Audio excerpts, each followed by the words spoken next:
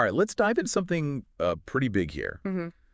We're talking about Donald Trump and his plan to use a law from 1798 to deport millions of undocumented migrants. Yeah. The Alienenemiesact. Right. You've probably heard about it. I have. But we're going to dig into it. Okay. So beyond the headlines, Yeah. try and really understand what's at stake. Okay, so we're looking at a plan that could really change things up when it comes to immigration in the U.S. Mm-hmm. On the one hand, you've got Trump talking about the largest deportation program in American history. Right. And then on the other hand, you've got people saying this is way too much power for the president. Yeah, it's like a centuries-old law, Right. a country that's divided on this issue, Mm-hmm. and a plan that could impact, a lot of people. Millions. Where do we even start? Well, I think we should start with why Trump is going for this strategy. Okay, so why this old law? Right. Why now? The Alienenemiesact sounds like, I don't know. It does, right. From history class. Yeah, it basically is. Yeah. So back in 1798, there was this tension with France, Uh-huh. and this law was put in place to protect the country by letting the president detain foreign nationals during wartime without a hearing. But here's the thing. It was all about nationality, not about whether someone was here legally or not. Okay, so how does Trump connect that to what's going on at the border now? Well, his team is saying all these migrants coming in are basically an invasion. An invasion. Yeah. Okay. A direct threat to national security. Okay. So they're saying that this is why we can use the Alienenemiesact.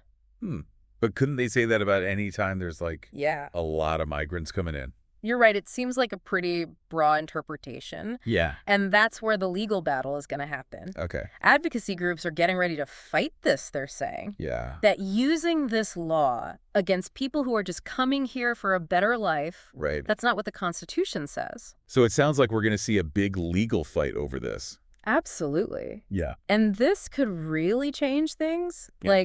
If the courts decide it's a political question, something they shouldn't be deciding, Yeah. it could mean Trump's argument wins. Wow, so the stakes are really high here. Really high. Okay, but let's say they get past all that legal stuff. Right. How would they actually do mass deportation? That's where we move from the courtroom to the real world, and it gets really complicated. Yeah. Just think about the numbers. 11.7 million undocumented migrants estimated. Wow. And we're talking about detaining and deporting maybe a lot of them. Right, we're not just talking about numbers here. We're talking about people, families, community. This is huge. Yeah, and think about the detention centers. They're already full. Yeah. There's a backlog of 3.7 million cases just sitting in immigration courts. I've heard that some cases are being scheduled years out. Yeah, years. So they're already swamped. And now we're adding all these potential detentions on top of that. Sounds like a recipe for chaos. It's definitely a logistical nightmare. And, from what we've heard, the Trump administration is thinking about making those detention centers bigger. Okay. Maybe even bringing back family detention centers, which were a big problem during his first term. Yeah, I remember that. Yeah. That's going to cause a lot of anger and probably legal challenges. Oh, yeah, for sure. We're already seeing pushback from advocacy groups. Right. But even beyond that, think about the cost. Oh, it's huge. This isn't going to be cheap. No, one estimate puts it at over $300 billion. Billion. That's just to start. Wow. And that doesn't include the costs for detention centers, transportation, legal processes, all the court battles. That is so much money. It is. Where would they even get that kind of money? Congress isn't just going to hand it over. You're probably right. So Trump's team will have to figure something else out. Okay. They're considering a couple of options. One is taking money from other government agencies, basically using money that was meant for something else. Oh, wow. Another option is to declare a national emergency. Okay. That would let them use money from the Pentagon. But remember, that got challenged in court the last time he tried it. So even getting the money is going to be a whole other battle. Absolutely. And we haven't even talked about how they'd actually move millions of people out of the country. It's a huge task. Think about the planes, buses, all the logistics. It's mind-boggling. Okay, so we've got legal problems, money problems, and the challenge of actually doing it. Yeah. It's a lot to process. It is. And I think we need to stop thinking about this abstractly and remember the human impact. Yeah. because these are real people. Exactly. Whose lives are going to be turned upside down. We're not talking about numbers. We're talking about people. Yeah, so let's talk about the people who are driving this. Okay. Who are the ones behind this plan? Well, one of the main figures is Tom Homan, Trump's border czar. Yeah, I've heard of him. He was the acting head of IC during Trump's first term, and he's really tough on immigration. He seems pretty serious about this. Yeah, he's even said he wants to run the biggest deportation operation this country's ever seen. Wow. That's a big statement. It is. Who else is involved? Well, there's Stephen Miller. He's Deputy Chief of Staff for Policy, and he's also known for being very strict on immigration. Okay. And then there's Kristi Noem, the governor of South Dakota. She's supposed to be the head of Homeland Security. These are all people who are known for being really tough on immigration. You're right. And their experience, especially Homan's involvement with that family separation policy, it gives us an idea of where this could all be heading. So it seems like they're really going to try to make this happen. But even if they get past all the legal challenges and figure out the logistics, what's the actual impact going to be? That's the key question, and one we'll be looking at more closely in the next part of our deep dive. Okay. We'll talk about what this could mean for families, communities, and the whole economy. And the private sector. Oh, yeah, we can't forget them. Those companies like CoreCivic, they're probably already getting ready for this. It's a lot to think about. This is a lot to take in. It is. There's so many layers to this story, it feels like we're just starting to understand it. Yeah, we definitely have a lot more to unpack. The consequences of this plan, both in the short term and the long term, are really significant, and we need to think about them carefully. Last time we were talking about the team behind this pretty ambitious plan. Right. But let's think about what mass deportation would actually look like in practice. Yeah. It's one thing to talk about laws and all that, but actually doing it, that's a whole different thing. Yeah, we're talking about changing the lives of millions of people. Right. It's hard to even imagine how big that is. You mentioned earlier that they might expand the detention centers. Yeah. And maybe even bring back those family detention centers. That's going to be a big problem. Oh, for sure. That's going to cause a lot of controversy and legal challenges. I remember how much of a flashpoint that was during his first term. It was really bad, and it raises serious questions about, basic ethics. Yeah, is it even right to detain families? Especially children? Critics say it's really inhumane and can cause lasting trauma. And it's not just the harm to families, it's also the cost of running all these bigger facilities. Exactly. We're already talking about $300 billion for the whole program. Yeah. And this would add a whole lot more to that. And where are they going to put all these people? Finding and building enough facilities, that's a huge task. It's a logistical nightmare on so many levels. And we haven't even talked about transporting all these people out of the country. Right. Think about getting all the planes, buses, everything they'd need to move that many people. And what about the countries they're being sent to? Do they even have the resources to deal with all these people? Good point. These are all tough questions. And a lot of these people have been living here for a long time. Years, decades even. They've built lives here. Exactly. They have roots. They contribute to their communities. So deportation isn't just about moving people. It's about uprooting their whole lives, separating families, breaking up communities. It could have a huge impact on society and the economy. For sure. We've talked a lot about the bad stuff, but what do Trump and his team say are the good things about this plan?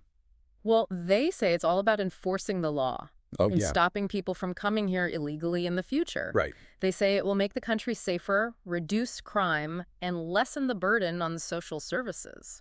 But a lot of experts disagree with those claims, right? You're right. Studies show there's no clear link between immigration status and crime. Okay. In fact, some research suggests that immigrants, legal or not, might be less likely to commit crimes than people born here. So saying mass deportation would make us safer?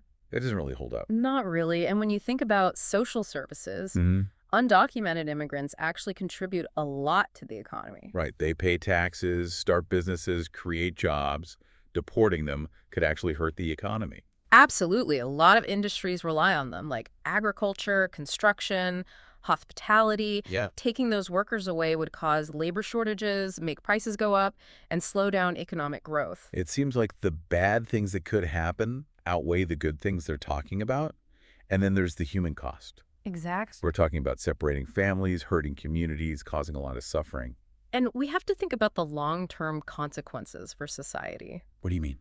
Mass deportation could make people lose trust in the government, make people afraid, and just make our divisions even worse. It's pretty scary to think about, and it makes me wonder if there's a better way to deal with this. That's a good question. Are there other solutions that don't involve doing something so drastic? That's what I'm hoping, and I'm really interested to hear about some of those alternatives. Well, that's exactly what we're going to talk about in the next part of our deep dive. Okay. We'll look at some other options, focusing on solutions that put human rights first, that help the economy, and that bring people together. This has been a really eye-opening conversation, but it's also kind of unsettling. I understand. It's a tough topic, and it's something we need to really think about carefully. We've spent the last 2 parts of this deep dive really getting into Trump's deportation plan. Yeah. It's been intense, to say the least. For sure. But I keep thinking, is there another way? Like, is there a solution to all this that doesn't involve uprooting millions of people and maybe even, like, tearing the country apart? Well, I think that's a question a lot of people are asking. Yeah, we've talked a lot about what could go wrong. Right. But what about solutions? Like, are there ways to handle immigration that are more humane, more effective, and maybe even more in line with what America stands for? Well, that's what we're going to talk about now. We're going to move away from the idea of mass deportation and look at some other possibilities. Okay, I'm ready for some good news. Where do we start? I think a good starting point is recognizing that a lot of experts agree that mass deportation just isn't going to work. Okay. It's too expensive, too complicated to actually do, and just not right ethically. So if we agree that Trump's plan is a bad idea, what are the other options? Right. What can we do that actually deals with immigration in a way that makes sense for today's world? Exactly. One idea that's getting attention is focusing on border security, but in a different way. Okay. Instead of spending billions on walls and making the border like a war zone, we could use technology, smarter infrastructure, and better screening processes. So using resources in a smarter way, in a more humane way. Exactly. And we also have to remember that border security is only part of the problem. Right. We also need to create a path to citizenship for the undocumented immigrants who are already here. Yeah, the ones who are part of our communities, who are working, paying taxes. Right. We already talked about how deporting them would hurt the economy.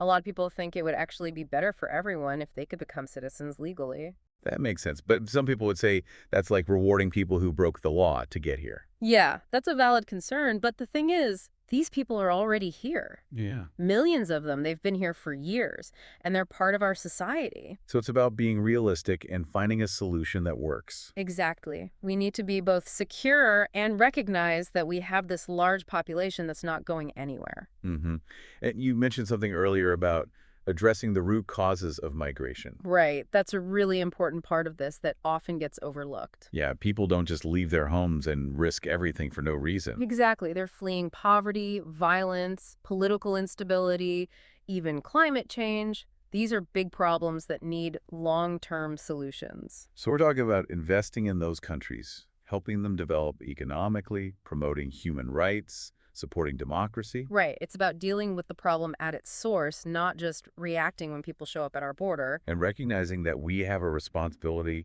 to help create a world where people don't feel like they have to flee. Exactly. This approach just seems so much better than mass deportation. I think so. It's about building bridges instead of walls. It is. It's about creating a fairer world.